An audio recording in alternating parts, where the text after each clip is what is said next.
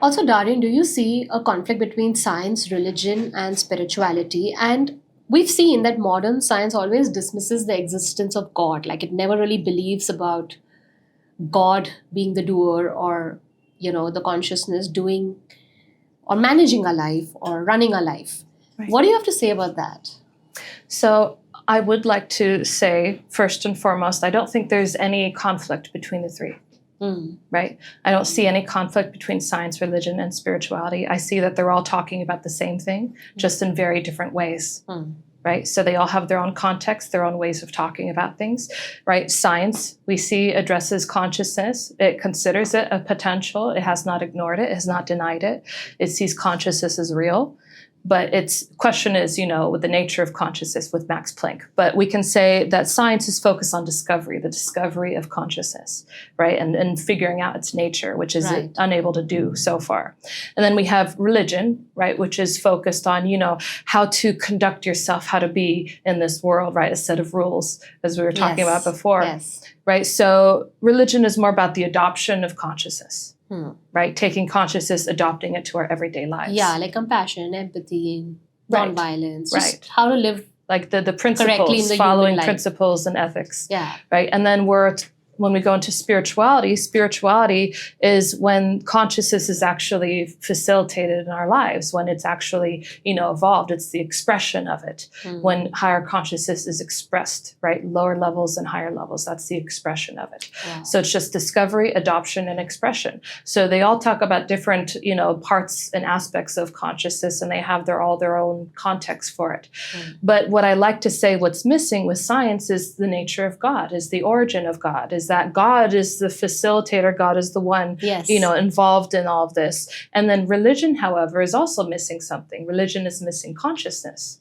Because religion acknowledges God, but doesn't quite specify clearly for everyone how God operates and interacts with the world. Yeah. And that's for that very reason, because science has identified and acknowledged consciousness, but religion has been unable to articulate that scientifically as consciousness. So there we have, an issue, a missing link between the two, which is why science has remained very chemical and material. And you see that at the division of Galileo, when science and religion separated. They were not separate before. They actually worked alongside each other. Yeah. But the moment that, religion started denying real life, verified details within the world, and it was unable to take God as well and prove God empirically, then, scientists rejected that concept, that view, that paradigm. That's where the gap came in and the rift Right? came So in this between rift science grew and wider and wider. religion. And as a result, what you ended up seeing is that religion, started losing its grip over people, because everybody was religious and you didn't really much have a choice at that time. Most people were religious, and you see over time people are losing religion and becoming more scientific, right? And there's a good reason for that, because science has provided a lot for us. Yeah. Science provides us with all of our comforts, all of our technology, our medicine, our ways of life. You cannot be doing what you're doing today without science, right? You cannot, internet, right? The light, electricity, all those things science gave us, right? But didn't consciousness give it to the science to give it to us? Yeah, but we have not been able to establish the link between the two. Yeah. That's the issue, is the missing link. How do we establish that? Right now we're saying that everything that is physical generated consciousness, so we can't attribute, consciousness with that kind of credit, let alone a creator, the divine, with that kind of credit. Yeah. So because of religion's inability to make it tangible and empirical and objective and measurable, it's denied all, testimonial and all stories from religion and spirituality both. Yeah. Right. But then you see, with all the issues that science is now facing with its inability to address all these problems, then you're seeing that more people are leaving, science as well, and entering something called the wellness industry, which includes New Age spirituality and all these different things. That is actually, I tell people, you think the pharmaceutical industry is profitable, you think the pharmaceutical industry is taking advantage of people for a profit. The wellness industry is a multi-trillion-dollar industry. It's several times more profitable than the pharmaceutical industry, right? That's how much, and it's growing. The wellness industry is growing rapidly. More people are falling into it, and especially women is the largest number of people, because women have been a huge number that has been overlooked by modern medicine and scientific research for so long. right? And there's a good reason for that. It's Yeah. because we've never looked at women's physiologies. We've only looked at men's, Hmm. right? So you have a huge issue. And all the issues that women are facing, women are like thermometers, right? Women's gift is in their receptivity, right? They're sensitive individuals. Yeah. You see the sensitive beings in an environment or an ecosystem collapse first the moment there's some kind of issue or toxicity or misbalance within that ecosystem. The sensitive beings drop first. The sensitive beings experience the collapse first. Yeah. It's an inherent intelligence program by nature. So the fact that more women are suffering, more women are more likely to have a mental health disorder than men. I think they're 30% more likely than men to have a mental health disorder. Yeah. Right? Yeah. And you see women who have mental health problems. How many do you think have menstrual health problems? Many. I see 90% of the people who come to me with menstrual health issues. Right. The recorded number is about 75% of women have menstrual health problems. I don't think something programmed by nature to be such a natural part of human life would be something that is so problematic and difficult to manage. No, it's not supposed to be. Right. It was not designed to be. Exactly. This is a root inherent problem that is indicative we are missing a vital part of our lives. Our lives are too toxic. Our lives are unbalanced. Our lives are misaligned. There's something vital that is being missing for so long. And, science has done something very interesting where because of its own bias, because science, once you get to a certain point of notoriety, science has become a new religion in a way, where a lot of science has kind of formed this faith-based approach to science, where they still are focused on discovery, but they make a lot of assumptions that they assume to be true. And based upon those assumptions, they're now making advancements, which is why they reach fails and ceilings because and they can't limitations. prove everything. Right. And when you think about it, yes, because of how reliable it's proven itself to be, how much trust we have in it, how many things it's proven over the years, right? You never have actually gone into your kitchen, boiled water and checked the thermometer and see at what temperature it boils, have you? We don't question You don't science. question science anymore. Right? So that's why there's so many people who have fallen into science. It's become a new religion. So many people trust it. They have faith in it, whether it's actually been able to prove itself with the evidence. And the new evidence is pointing to consciousness. I mean, we have such a substantial amount of evidence that's so unprecedented. We're doing things that extend far beyond the reach of conventional approaches and even other alternative and complementary approaches. I wanted to ask you about the clinical trials that have proven stuff. Can you let us know more about that? Yeah, the clinical trials, I'm really, really excited to share that with you because this is something that we have been struggling with for so long. That's our mental health crisis, right? And so this is something where we, conducted 4 clinical trials, 3 of which, like I said, were placebo-controlled as well as double-blinded. So we didn't know who were getting blessed. Right? We didn't know their names, their problems, anything about them. Wow. At the same time, they didn't know they were getting blessed. We had a placebo group that also believed they were getting blessed. So to remove the psychological effect of people who believe in divine and healing and all those things, to see what psychologically they would, report and feel and the influences on their blood chemistry, all those things. And then the control group that has nothing whatsoever. Right? And even the investigators and the researchers don't know which group is receiving what. And then what were the results? And so this is conducted over 180 days. 3 of these clinical trials were conducted remotely. So we're located in the United States and the group's in India. So many, things that would cause issues with these kinds of studies. We've eliminated all kinds of outliers, all kinds of extreme data. We've made it very empirical, as strict and rigorous as we possibly can. We followed the gold standard for clinical trials, right, where we essentially have taken the NIH toolbox for cognition and motor function, because we're measuring people who have severe, issues with their mental health. Right. We're dealing with people with severe mental and emotional health problems, PTSD, suicidal tendencies, stress, anxiety, depression, chronic fatigue, menstrual wellness, right? And we're dealing with people who have poor quality relationships, sleep poor issues? finances, huge sleep issues, right? We're dealing with the whole spectrum of people suffering. And on top of that, we're taking the psychological questionnaire, we're analyzing them with a psychological clinician who's licensed for that kind of work, third party, right? This is all done with, multinational institutions that conduct this research all over the globe. So it's not even, us that's conducting it, it's a third party institution. And then we're using the NIH toolbox for cognition and motor functions. So even beyond psychological parameters, we're measuring effects on your cognitive abilities, the ability of your mind to think, to comprehend, to operate, as well as motor function, how your body is, how you're in terms of cognition, we're measuring working memory, executive function, thinking ability, vocabulary, language skills. We're measuring things for motor function like endurance, dexterity, grip strength, locomotion, right? Standing balance, all these types of things where science has found with clinical trials, they've found these kind of difficult to show positive impacts with. We usually use these kind of protocols, the NIH toolbox for cognition and motor function, to measure adverse effects, to see if there's toxic effects from a given drug or therapy before it's released on the market. Right? This has been implemented since 2012 by the National Institutes of Health, right? It's a gold standard, removes any subjective data. It's stored in a server in the United States, completely randomized. You can't predict what questions or anything will be asked of you. And once the information's input, it's locked and stored and you can't change it.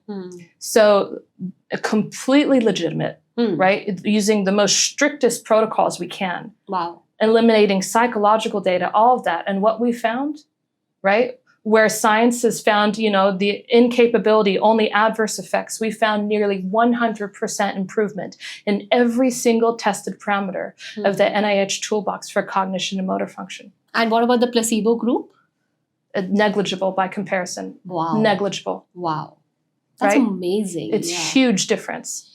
And then we've also tested blood parameters, right? So we've conducted a clinical trial where we tested over 100 parameters in blood. So not just limited to cognition and motor function. And also these people, their psychological data, I just want to go back to those clinical trials, their psychological data matched the cognition and motor function results. In addition to their cognitive abilities improving, right, their vitality, their physical agility, all these things, being influenced hundredfold, right? They've also found that, their relationships improved, their finances improved, their menstrual health problems all resolved. Every single woman in these clinical trials, all of them had their menstrual problems resolved by the end of it. They no longer had chronic fatigue, no more sadness, depression, anxiety. They were happy. They felt content. And on top of that, the people in their environment recognized the difference in them. They recognized the confidence in them. They recognized that they were operating on a different level than they were before. They recognized that there was something different. And none of these people changed anything about their lives except for the fact that they got these blessings. That's amazing. That's Truly. commendable work. Truly. And then with this other clinical trial we've conducted, we did it on over 100 parameters in blood. So we're talking about things like neurotransmitters, hormones, insulin, cholesterol, right? So many things that are also notoriously hard, right? Yeah. All those things that are hard to even influence psychologically to get placebo results from. And we still have the placebo group to eliminate placebo data. And what did you see there? What we've found is that, so even with the best conventional methods we found, I like to give an example of one specific biomarker, which is called the Klotho protein. Have you heard of it? Yeah, I think I have. Right. Yeah. It's a measurement of anti-aging longevity. The more Klotho you have, the more likely, you are to live longer, live better, more longevity in your life. I recently read about it somewhere. Right. It's an indicator of vitality, right? Reversal of aging or anti-aging.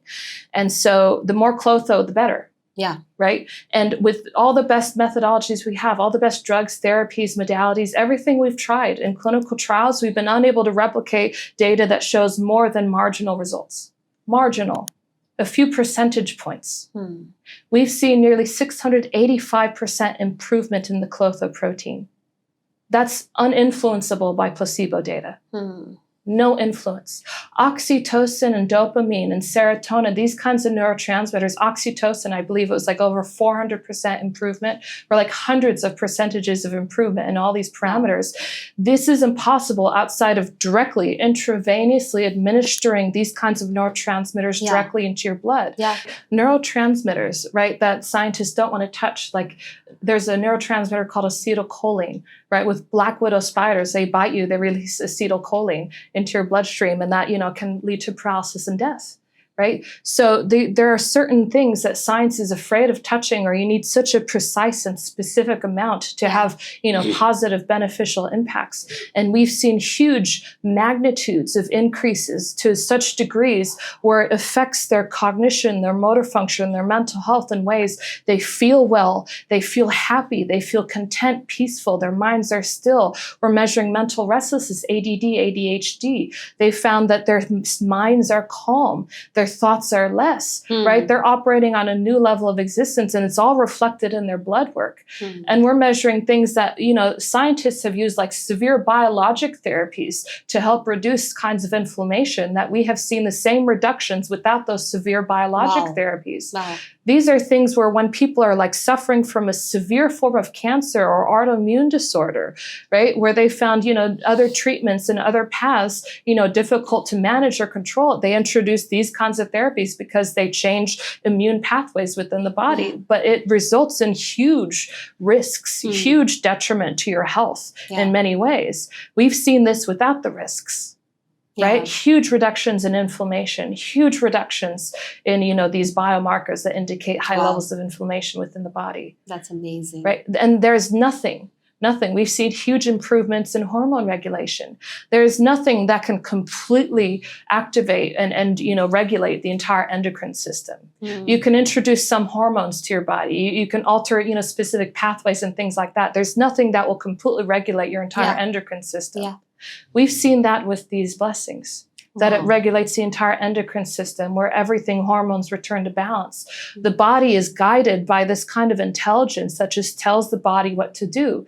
This kind of consciousness, it knows the problem, it knows what to do. We've seen this inherent intelligence before as well, even in preclinical research, right? How does it distinguish what to do with a plant versus a microbe, right? Bacteria, viruses, fungi, right? How does it know what to do? We've done a test, like you specifically asked about cancer. We've done preclinical research on cancer, where we've shown in a petri dish with cancer cells mixed with non-cancerous cells. This was conducted by the California Pacific Medical Research Institute by Garrett Yunt, right, renowned scientist. And what he found is just through one blessing, right, on the mixed sample of cancer cells and non-cancerous cells, this energy had the intelligence to distinguish between the two. It killed the cancer cells and gave life, viability to healthy cells. There's no cancer treatment that does that. There's no cancer treatment that can kill and give life. Absolutely. Because every conventional cancer treatment will kill cancer cells while killing your normal cells. Exactly. And introduces a huge amount of toxicity in the body. Absolutely. My grandfather, he actually, long before I met Guruji and all of that, my grandfather, he, had severe leukemia, and he was, had, huge bouts of chemotherapy, right, to try and treat it and management. And he died from the chemotherapy. It was that severe for him. Such toxic buildup within his body. So that's why this scientist, Dr. Garrett Yunt, said, this is a holy grail for anti-cancer agents. This is a holy grail for cancer research. Like, there's no protocol or procedure that can do this. So he was amazed by the results. Right. And, on top of that, we've also conducted research on cancer cells where we've been able to take cancer cells and reverse mutate them. Transform them from cancer cells into non-cancerous cells. So, there's huge implications as to what this kind of, energy can do. And it seems to be applicable to all, which is indicative of consciousness being a fundamental reality. Because if it's the fundamental reality, it connects everything together. So if you can apply the one thing that connects everything together, change that programming of that thing, then everything should have an effect. Everything should be affected by that. And we've seen that. We've seen it in crops. We've seen it even, you bless the seed in the soil, right? You plant it in soil, it affects the microbiology of the soil, right? It affects it affects everything around it. It affects the atmosphere, the environment, the plant, the seed, the fruiting, the microbes in the soil, just through one blessing. And the yield of the crop. The yield, everything. It increases beneficial bacteria by 900% and will decrease harmful bacteria by 600%. This is like unprecedented. Science, Wow. we have, and this is something where so many people, right, who have come to us and received these blessings, right, that we don't tell people to go against their doctors or to not follow modern medicine. We say use this in conjunction with it, use that as in addition to it. And what these people do is, like, there's one person who, had severe fibromyalgia. As a result, she suffered from valley fever, which led to fibromyalgia, and all the prescription drugs, everything she was taking wasn't working. It wasn't helping her. She tried to fix it by just changing her diet and lifestyle, living a different life.